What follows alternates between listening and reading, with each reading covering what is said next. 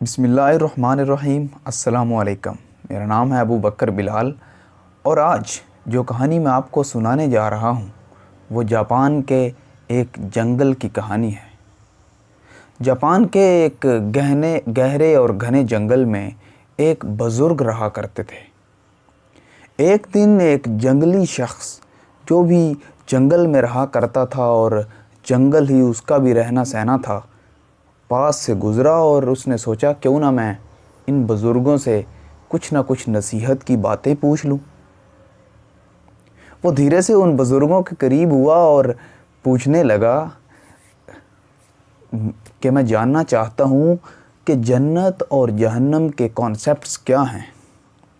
میں نے کافی لوگوں کے سے سنا ہے کہ جنت ہوتی ہے اس میں نیک لوگ جاتے ہیں اور جہنم ہوتی ہے اس میں بدکار لوگ جاتے ہیں۔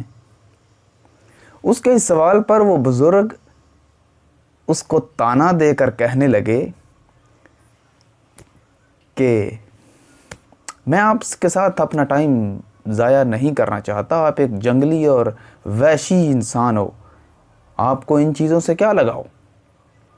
ان بزرگوں کی اس بات پر وہ شخص انتہائی غصے ہو گیا، اسے اپنی تضحیک معلوم ہوئی اور اس طریقے سے وہ انتہائی غصے میں ہوا اور لال پیلا ہو کر اپنی تلوار نیام سے نکالی، جو کہ وہ ایک واریر شخص تھا، جنگلی تھا۔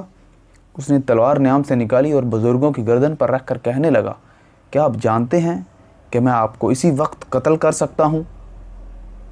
اس کے اس سوال پر وہ بزرگ مسکرائے اور انتہائی آرام سے اس کا جواب دیا کہ پیارے، یہ ہے جہنم۔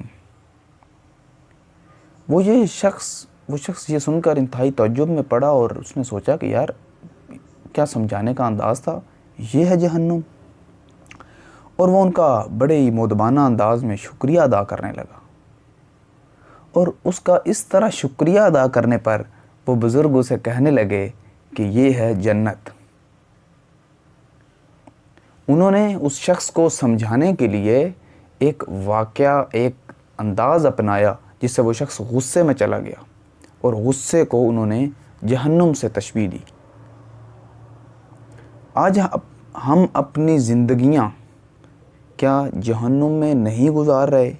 چھوٹی چھوٹی باتوں پر اس قدر غصہ کرنا کہ ہم اس قدر غصے میں ہو جاتے ہیں کہ ہم اپنا ہی نقصان کرنے پر تل جاتے ہیں۔